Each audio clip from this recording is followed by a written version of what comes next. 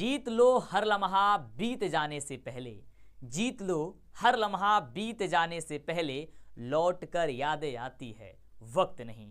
प्यारे साथियों नमस्कार, मैं मंटू सर स्वागत करता हूं आप सभी का आपका पसंदीदा यूट्यूब चैनल जिसका नाम है DLS एजुकेशन विद्याकुल। प्यारे साथियों, अगर आप 2025 में बिहार बोर्ड से परीक्षा देने वाले हैं तो ये वीडियो आपके लिए रामबाण साबित होने वाली है, क्योंकि अगर आपकी आंखों ने सपना देखा है टॉपर बनने का, आपके माँ बाप की आंखों ने सपना देखा है टॉपर बनने का, और यदि आप अपने माँ बाप के हर एक सपने को पूरा करना चाहते हैं तो कहीं ना कहीं ये वीडियो आपके लिए सबसे ज़्यादा महत्वपूर्ण है।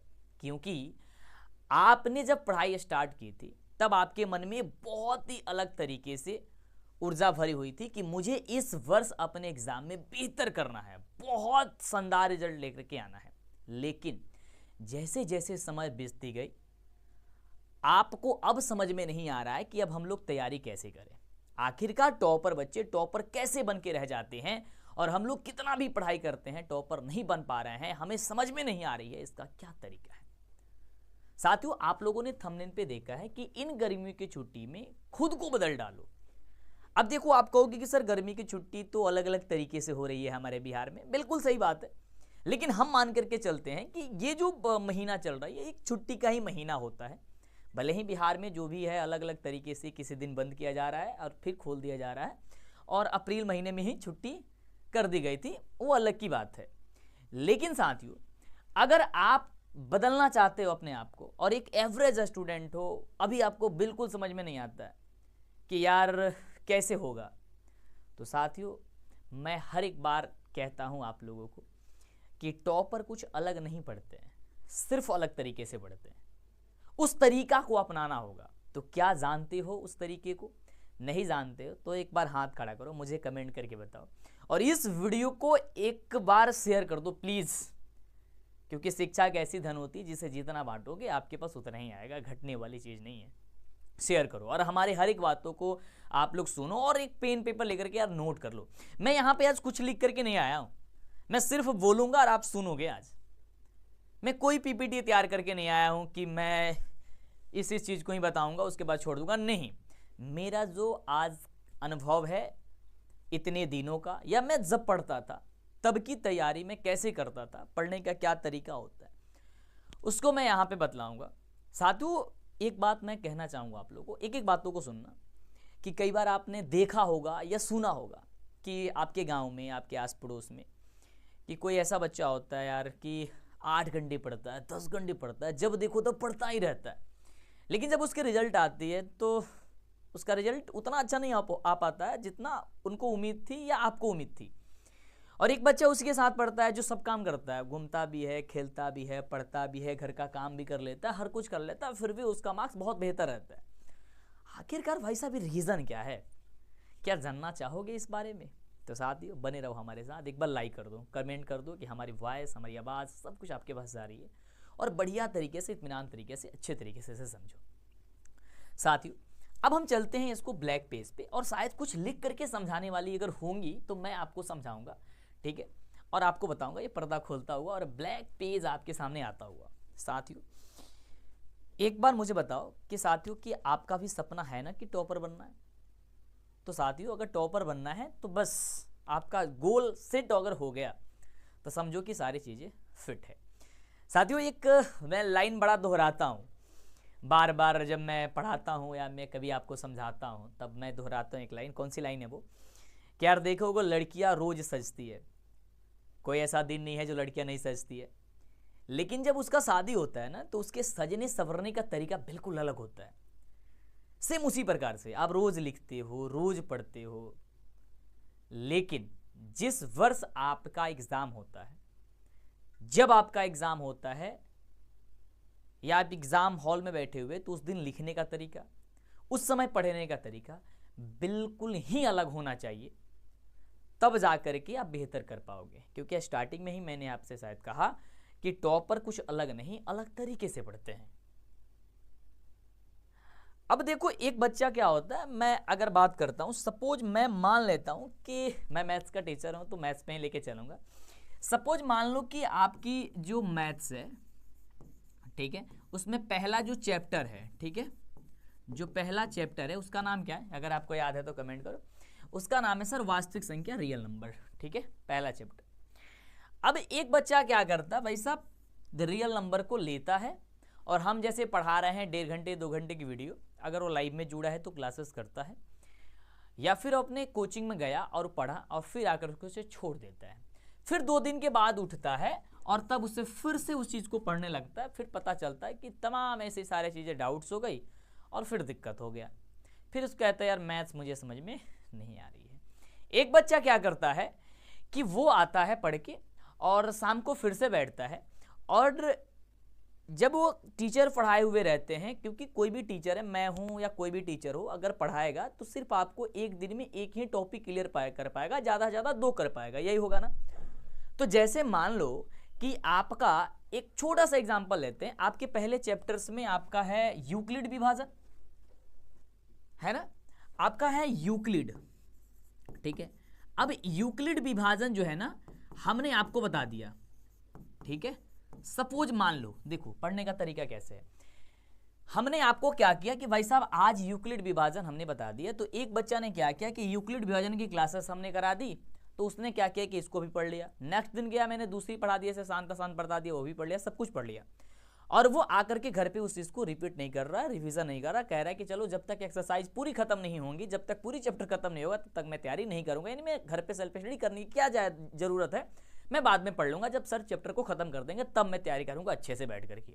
और एक स्टूडेंट क्या करता है कि मैं आज पढ़ा दिया, या कोई भी टीचर से उन्होंने पढ़ लिया यूक्लिड विभाजन, उसने आया और यूक्लिड विभाजन से रिलेटेड जितने भी क्वेश्चन हैं, सर तो बताए हैं वो तो बनाएगा ही, उसके अलावा उसके पास जहां से भी बुक है, उसके पास गूगल है, उसके पास तमाम ऐसी बुक है, वो यूक्लिड विभाजन से कम आया और 20 क्वेश्चन को सॉल्व करके छोड़ दिया।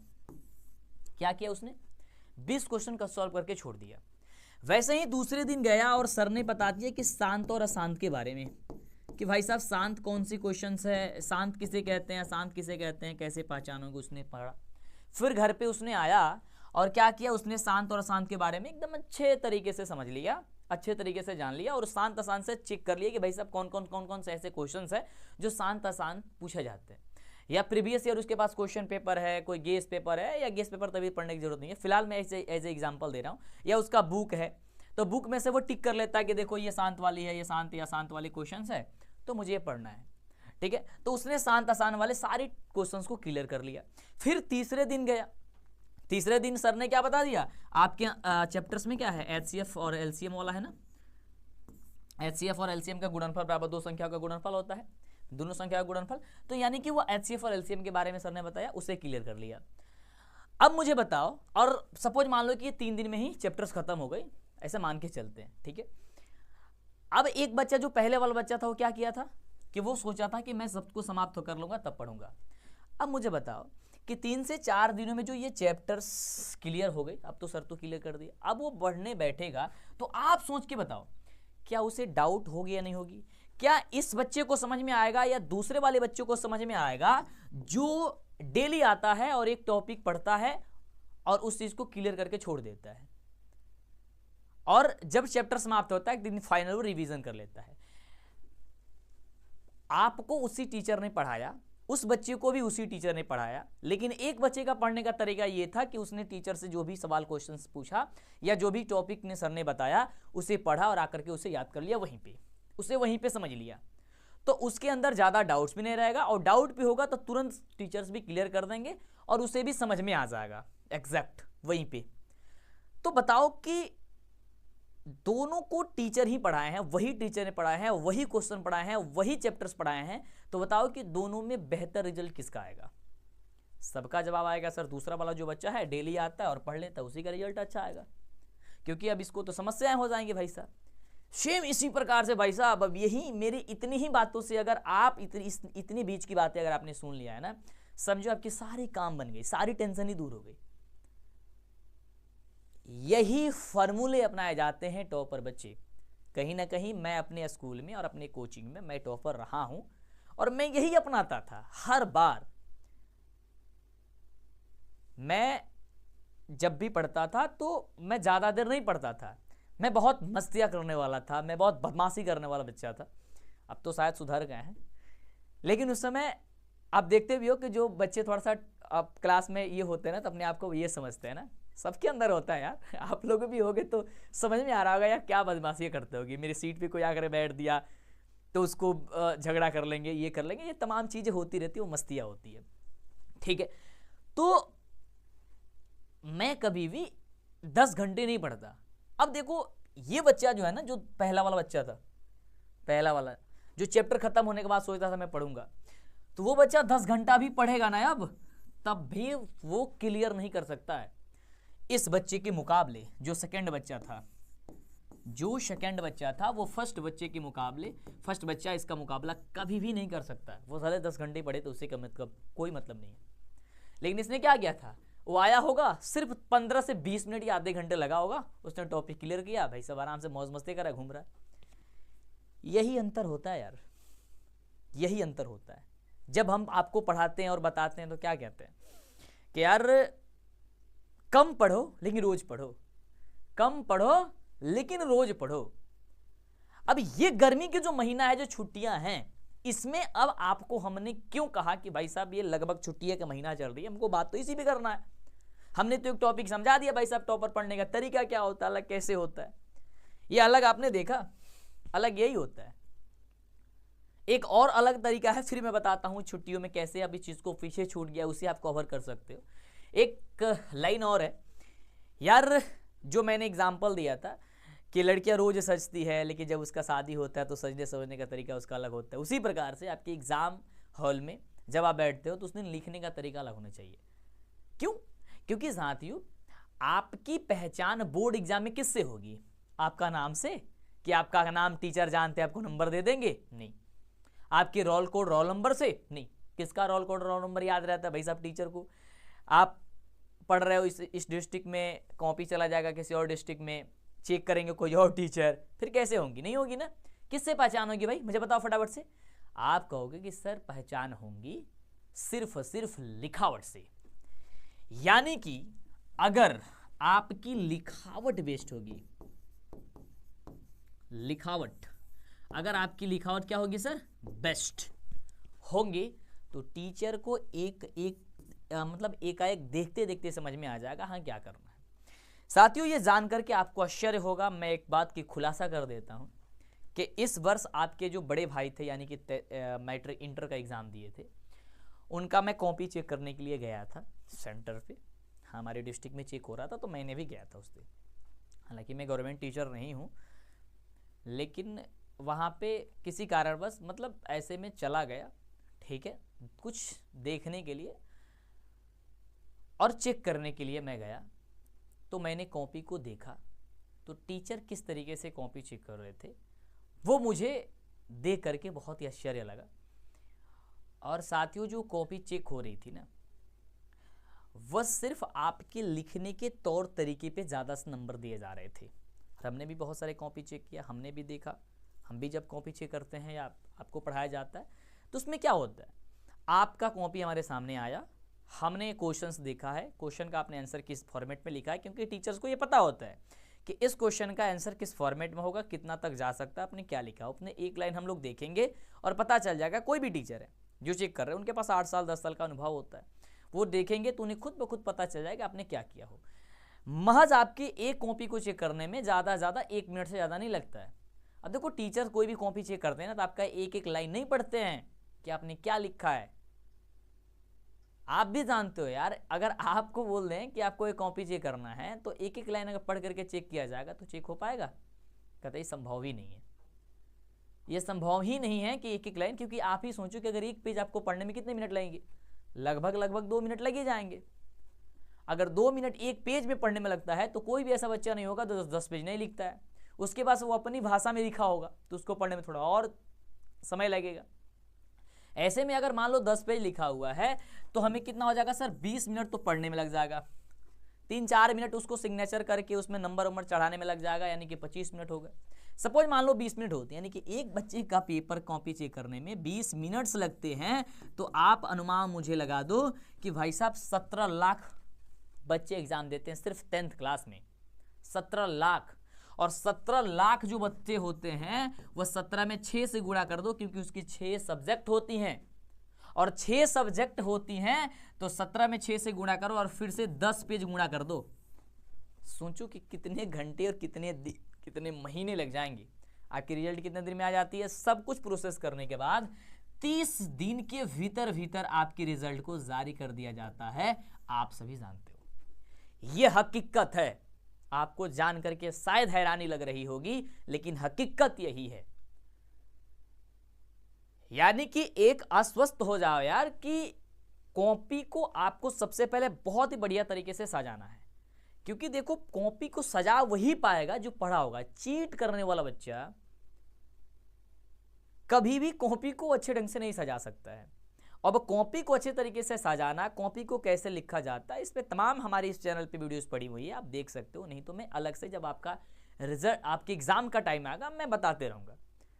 मैं हमेशा आता हूँ, मैं एक नहीं 3-4 वीडियो बताता हूँ आपको। अटेंडेंस शीट कैसे भरनी है, OMR शीट कैसे भरनी है, कॉपी कैसे लिखनी है, कौन से फाइंड कैसे लिखनी है, ब्लैक पेन का यूज कहाँ कहाँ किस वर्ड पे करना है, ब्लू पेन का यूज कहाँ कहाँ किस वर्ड पे करना, वो चीज़ें तो मैं कहता रहूँगा। फिलहाल उसको अभी साइड रखते हैं। सब चीज़ तो आपने मोटा मोटी धीरे धीरे सारी चीज़ें समझ ली है ना, आपने बहुत सारी चीज़ें समझा, ठीक है। अब इस गर्मियों के महीने की मैं बात करता हूँ, यानी कि छुट्टियों की महीने की बात करता हूँ। लगभग ये छुट्टी का ही महीना है, उस पर हम लोग बड़ा सा पॉइंट है कि इसमें सर कैसे करें। अब तो आपके मन में सवाल होगा, सर आपने जो बताया था ये इस वाले टॉपिक्स आपने समझाया, तो अब तो निकल गई है भाई साहब, 2-2 चैप्टर 3-3 चैप्टर हर एक सब्जेक्ट में निकल चुकी है, अब उसे कवर कैसे करें। भाई साहब सबसे पहले बात यह है कि आपकी कोई चैप्टर्स निकल गए, परेशान तो बिल्कुल मत होइए। वैसे भी हमने जो है ना विद्याकुल एप्लीकेशन पर आपकी पढ़ाई रीस्टार्ट करवा दिया है, यानी कि फिर 0 लेवल से आप पढ़ सकते हो। अब विद्याकुल एप्लीकेशन को डाउनलोड करो, प्ले स्टोर पर जा करके वहाँ से आप डाउनलोड करके, वहाँ पे एक नंबर होगा, नंबर पे बात करो, ठीक है। और आप एडमिशन लेना चाहते हो, लेकर के अच्छे से फिर से तैयारी कर सकते हो। अगर आपकी निकल गई है तो, अगर ज़्यादा टेंशन हो रही है तो, ठीक है, अब जाओ एक बार चेक करो, ठीक है, डन। उसकी अलग ही बात है। मैं बात किस पे कर रहा हूँ भाई साहब, कवर करने की, यानी कि पीछे जो छूटी हुई चीज़ें को कैसे कवर करना है। सबसे पहले बात तो ये है कि सबसे पहले आप अपनी सिलेबस जांच करो कि सिलेबस क्या है भाई। सिलेबस आपको मैं पूछूं यार सिलेबस पता है, कहोगे नहीं यार सिलेबस नहीं है। देखो सिलेबस का मतलब होता है कि किस महीने में कौन से चैप्टर्स पढ़नी है, कौन कौन से टॉपिक्स पढ़नी है, इसको कहते हैं सिलेबस।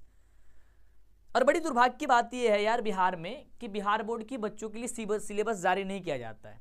शायद मेरे ख्याल से, जहाँ तक मुझे पता है, नहीं जारी किया जाता है।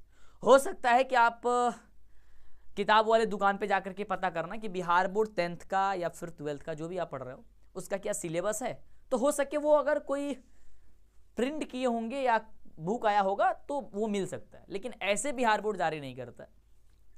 और उसके बीच भी बिहार बोर्ड क्या कर रहा है भाई साहब, मंथली एग्जाम ले रहा है। तो मंथली एग्जाम ले रहा है तो मेरा मानना जहाँ तक है उसमें सिलेबस जारी करना चाहिए कि किस महीने में कौन कौन से टॉपिक बच्चों को पढ़ना है और किस किस टॉपिक से मंथली एग्जाम में क्वेश्चंस आएंगे। ये क्या, इससे आप सहमत हो? ऐसा ही होना चाहिए ना, बिल्कुल। तो ये चीज़ें तो होनी चाहिए थी। फिलहाल आप जा कर के निकाल सकते हो, अगर दुकान पे जाते हो तो मिल जाते हो तो अच्छी बात है। हालांकि इंटरनेट वगैरह पे भी ढूंढोगे तो मिल ही सकते, लेकिन ना के चांस है, ना के बराबर है, उसकी बात अलग करते हैं। बात क्या है कि भाई साहब छूटी हुई चीज़ों को कैसे कवर करें। पहली चीज़ तो आप एप्लीकेशन पर जाकर के डाउनलोड कर सकते हो, ज़्यादा परेशानी है तो। नहीं तो आपको, जैसे मैंने कहा कि आप अगर 4 घंटे पढ़ रहे हो और छुट्टी का महीना है यार, तो अपने आप को बदलने की कोशिश करो। अब 4 घंटे की जगह थोड़ी सी टाइमिंग बढ़ा करके इसको डबल कर लो, यानी 8 घंटे कर लो। और नए चीज़ें पढ़ने से पहले आप क्या करो कि भाई साहब जो पुरानी चीज़ें हैं आपने पढ़ ली है, यानी कि आपके टीचर ने पढ़ा दिया, उसे पढ़ो। जिस भी टॉपिक के बारे में समस्याएं हो रही है उस टॉपिक को आप हमारे इस चैनल से भी देख सकते हो, गूगल पे भी सर्च करके देख सकते हो, जहां मन करे आप उस चीज़ को कवर करने की कोशिश करो। जैसे पहला चैप्टर पढ़ा दिया गया होगा, यूक्लिड विभाजन एल्गोरिथम होता क्या है, तो अगर आपको वो पता है तब तो वो चीज़ को क्लियर कर लो। नहीं पता है तो भाई साहब कैसे भी करके अपने टीचर से या आसपास पड़ोस से पूछ करके, या हमारे टीचर्स जो पढ़ाए हुए वीडियो उनसे देख करके, हमने जो पढ़ाया उससे देख करके क्लियर करो। हर एक सब्जेक्ट में, मैंने तो एग्जाम्पल मैथ्स का लिया, हर एक सब्जेक्ट में। और धीरे धीरे करके कोशिश करो कि जब आपकी स्कूल हो रही है, यानी कि उस चीज़ को आपने क्या करो भाई साहब, छू दो, मेहनत करो। जैसे एक बहुत ही छोटी सी लाइन का एग्जाम्पल देते हैं। अच्छा, कभी 2 बच्चे आप लोग एक साथ जाते हो, साइकिल चला करके जाते हो या नहीं जाते हो, जाते होगे। तो एक बच्चे का ऐसा हो कि चैन उतर जाए, ठीक है, चैन जो होता है ना, जो साइकिल में होता है, ठीक है, या फिर किसी कारणवश आप एक बार झटके से ब्रेक मार दें और फिर चलें, तो क्या होगा कि आपके साथ जो बच्चा चल रहा होगा ना, यानी कि जो आपका दोस्त चल रहा होगा, वो आगे चला जाएगा और वो उसी रफ्तार से चल रहा है ना, तो उसको पीछे करने में ना आपकी पूरी हालत खराब हो जाएगी। सोचो, ध्यान से समझना इस एग्जाम्पल को, बहुत अच्छी एग्जाम्पल है यार। मैंने आपको क्या कहा, जैसे मान लो कि इसे मैं मिटा देता हूं अभी के लिए, फिलहाल के लिए। जैसे मैंने कहा कि सपोज मान लो ए राम है, ठीक है, और ये आपका एक श्याम है, ठीक है, और ये दोनों लोग आप लोग चल रहे हो। ये बच्चा चल रहा है, डॉट डॉट डॉट डॉट चल रहा है, ठीक है, आप भी चल रहे हो, एकदम शांत तरीके से चल रहे हो। किसी कारण से यहाँ पे आपका ब्रेक लग जाता है या फिर आपके साइकिल का चैन उतर जाता है और आप सिर्फ कुछ ही झटके में आप उसे सही कर लेते हो, या ब्रेक लगता है तो फिर आप चलना शुरू कर देते हो। तो अब आप इसको बराबरी करना चाहोगे ना, तो आपको समझो कि जितनी बल लगा रहे थे आपको अपने पैडल को दबाने के लिए, उससे अब डबल दम लगाना पड़ेगा, उस पर डबल जोर देना पड़ेगा आपको। जब तक आप डबल जोड़ नहीं देगो ना, तब तक उसको आप नहीं कर सकते हो। अगर आप हिम्मत हार जाओगे, कहोगे कि नहीं जा रहा था जाने दो, तो फिर भाई साहब आप पीछे हो जाओगे। वही चीजें मैं समझा रहा हूं कि अगर आपकी इस महीने के पहले, जैसे जून के महीने अगर 2 चैप्टर 3 चैप्टर निकल गए तो थोड़ी सी जोर दो, यानी कि अब आपको जरूरत है कि अगर आप 4 घंटे सेल्फ स्टडी कर रहे हो तो डेली 8 घंटे करके पहले कंप्लीट कर लो। क्योंकि अगर यार अपने माँ बाप का सपना पूरा करना है, अपने आंखों ने सपना देखा है, तो सपना देखा है तो देखने से नहीं होता यार, उसे मेहनत करने से होती है। क्योंकि बंद आंखों से सपना देखा हुआ पूरा नहीं होता है, जो खुली आंखों से देखते हैं और देखने के बाद उस पर हम लोग जी जान लगाते हैं, तब जाके सपना पूरा होता है। शायद मुझे लग रहा है कि मैं जो आज कह रहा हूँ, जो मोटिवेट आपको मैं कर रहा हूँ, वो आपको बहुत ज़्यादा प्रेरित कर रही है। और कहीं ना कहीं इस वीडियोज़ के बाद से आप अपने लक्ष्य को प्राप्त करने के लिए जो जो मैंने पॉइंट्स बताए, उसे पॉइंट्स को नोट करके और आज लग जाओगे, और आने वाले कुछ दिनों में आप मुझे बताओगे कि सर हम लोग कवर कर लिए और बहुत अच्छा प्रदर्शन रहा। उसके लिए मैं तमाम ऐसी चीज़ें करता रहूँगा, मैं करता रहता हूँ, आप सभी को पता है ये सारी बातें।